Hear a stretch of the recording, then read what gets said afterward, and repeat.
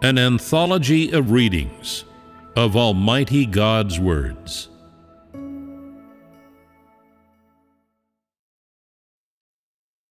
Interpretations of the mysteries of God's words to the entire universe. Chapter 5.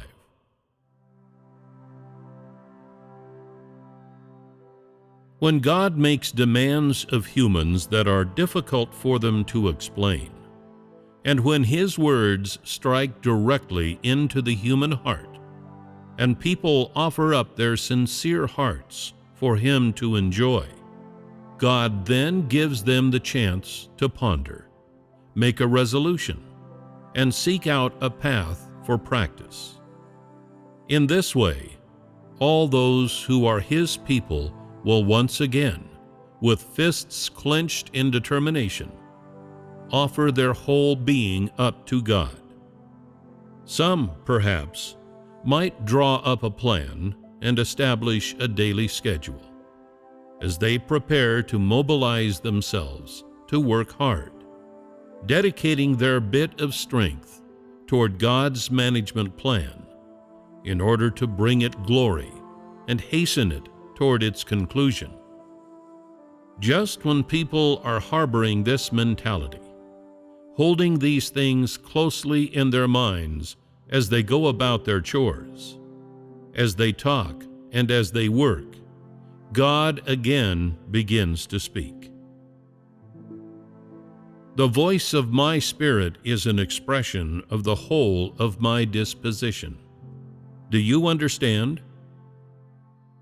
The more determined human beings are, the more desperately they will yearn to grasp God's will, and the more earnestly they will yearn for God to make demands of them.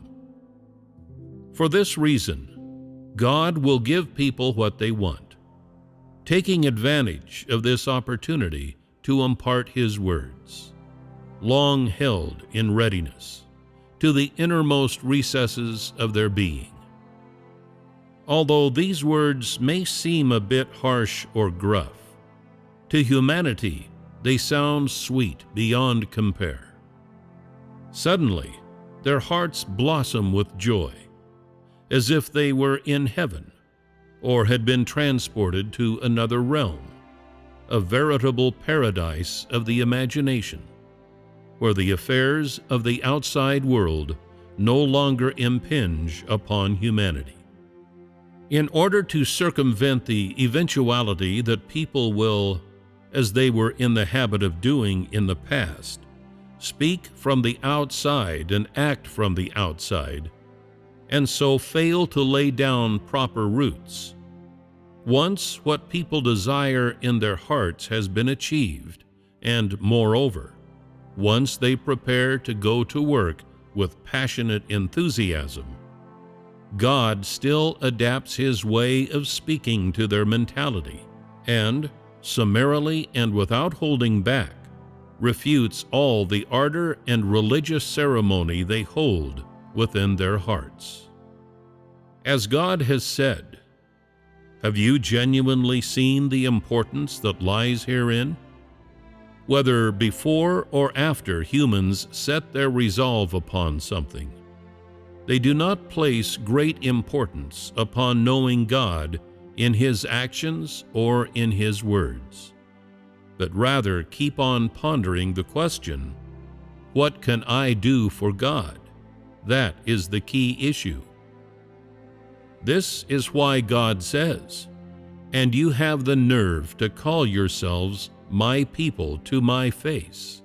You have no shame, much less any sense."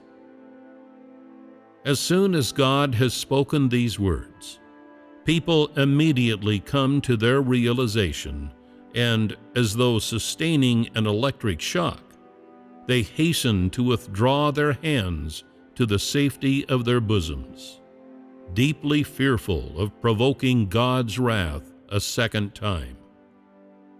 In addition to this, God has also said, "Sooner or later, people like you will be expelled from my house. Do not come the old soldier with me, assuming that you have stood testimony for me. Hearing words like these, people are even more afraid, as if they had sighted a lion. They know full well in their hearts they do not wish to be eaten by the lion, while on the other hand, they have no idea how to escape. In this very moment, the plan inside the human heart vanishes without a trace, utterly and completely. Through God's words, I feel as if I can see every single aspect of humanity's shamefulness, drooping head and hangdog demeanor, like a candidate who has failed the college entrance exam, with such lofty ideals, happy family, bright future, and so on and so forth, along with the 4 modernizations by the year 2000, all transformed into mere empty talk, creating an imaginary scenario in a science fiction film. This is to exchange passive for active elements, causing people, in the midst of their passivity, to stand up in the position God has assigned them. Exceptionally important is the fact that human beings are deeply afraid of losing this appellation. As such, they cling for dear life to their own badges of office, deeply afraid that someone might try to wrest them away. When humanity is in this frame of mind, God does not worry that people will become passive. So he accordingly changes his words of judgment to words of interrogation. Not only does he give people a chance to catch their breath, but he also gives them a chance to take the aspirations they have had before now and sort them out for future reference. Anything unsuitable can be modified. This is because God has not yet begun his work. This is a piece of good fortune in the midst of great misfortune, and moreover, does not condemn them. So let me continue to give him all my devotion. Next, you must not, on account of your fear, set aside God's words. Take a look to see whether God has any new demands. Sure enough, you will discover one like this. From this time forth, in all things, you must enter into the reality of practice. Merely flapping your gums, as you have done in the past, will no longer get you by. Herein still manifests God's wisdom. God has always safeguarded his own witnesses. And when the reality of the words of the past has reached its conclusion, no one whomsoever can fathom the knowledge of the reality of practice. This is sufficient to prove the truth of what God said. I undertake to do the work myself. It has to do with the true meaning of the work in divinity, and also with the reason that humankind, after having reached a new point of beginning, is nevertheless still incapable of fathoming the true meaning of God's words. This is because, in the past, the great majority of people stuck to the reality in God's words, whereas today they have no clue about the reality of practice, understanding only the superficial aspects of these words, but not their essence. Even more importantly, it is because today, in the building of the kingdom, no one is permitted to interfere, but only to obey God's bidding like automatons. Remember this well. Every time God brings up the past, he begins to speak about the actual situation of today. This is a form of speaking that creates a striking contrast between what comes before and what comes after, and for this reason is able to achieve even better fruits, enabling people to juxtapose the present with the past, and in this way avoid confusing the two. This is one facet of God's wisdom, and its purpose is to attain the fruits of the work.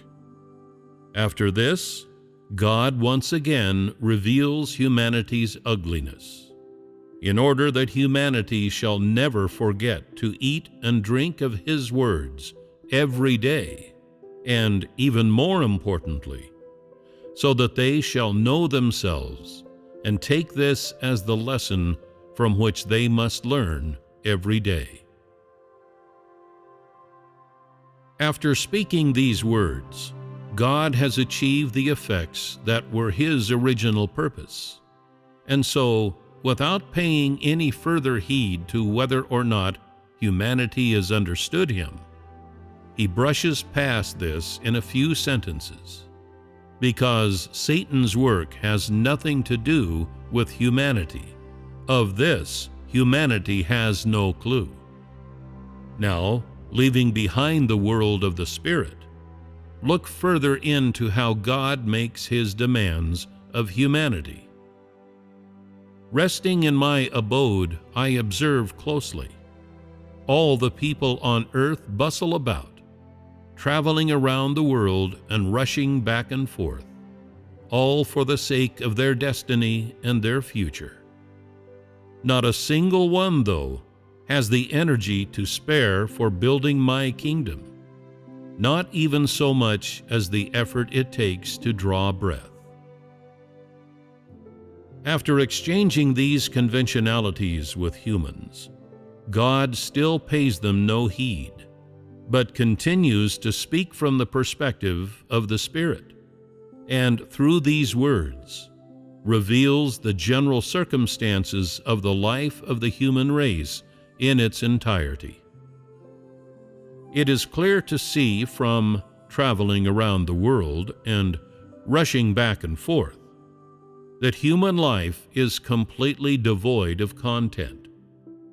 Were it not for the omnipotent salvation of God, and especially for those born into the waning big family of China's imperial line, people would be even more prone to living entire lifetimes in vain, and they would be better off falling into Hades or hell rather than come into the world.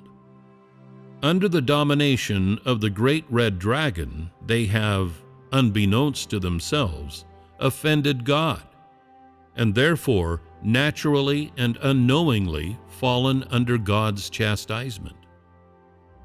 For this reason, God takes have-rescued and ingrates and puts them in contrast to each other, so that human beings may more clearly know themselves, creating from this a foil to His saving grace. Does this not make for an even more efficacious result? Of course, it goes without my having to say so explicitly that people can, from the content of God's utterances, infer an element of reproach, an element of salvation and appeal, and a slight intimation of sadness. Reading these words, people unconsciously begin to feel distressed and cannot help but shed tears. However, God will not be restrained due to a few sorrowful feelings, nor will He, on account of the corruption of the entire human race, abandon His work in disciplining His people and making demands of them. Because of this, His topics straightaway touch upon circumstances such as those of today, and moreover, He proclaims to humanity the majesty of His administrative decrees, so that His plan will continue to progress. This is why, following upon this with all due speed, and striking while the iron is hot, God promulgates at this critical juncture a constitution for the times, a constitution that humans must read, paying careful attention to every clause before they can understand God's will. There is no need to go further into this right now. People must simply read more attentively. Today, you, this group of people here, are the only ones who can truly see God's words. Even so, in knowing God, the people of today have fallen far behind any single person in ages past. This makes it sufficiently clear how much effort Satan has invested in people over these several thousand years, as well as the extent to which it has corrupted humankind, a degree so great that despite the many words God has spoken, humanity still neither understands nor knows Him, but instead dares to rise up and oppose Him publicly. And so, God often holds up the people of past ages as comparisons for the people of today, to give the latter, insensate and obtuse as they are, realistic points of reference. Because human beings have no knowledge of God, and because they lack genuine faith in Him, God has adjudged humanity to be lacking in qualifications and reason. He has therefore, again and again, shown people tolerance and given them salvation. A battle is fought along these lines in the realm of the Spirit. It is the vain hope of Satan to corrupt humanity to a certain degree, make the world foul and evil, and so drag people down into the mire with it and destroy God's plan. However, God's plan is not to make all of humanity into people who know Him, but rather to choose a part to represent the whole, leaving the rest as waste products, as defective goods to be thrown onto the rubbish heap. Thus, although from Satan's point of view, taking possession of a few individuals might seem an excellent opportunity to destroy God's plan, what could such a simpleton as Satan know of God's intention?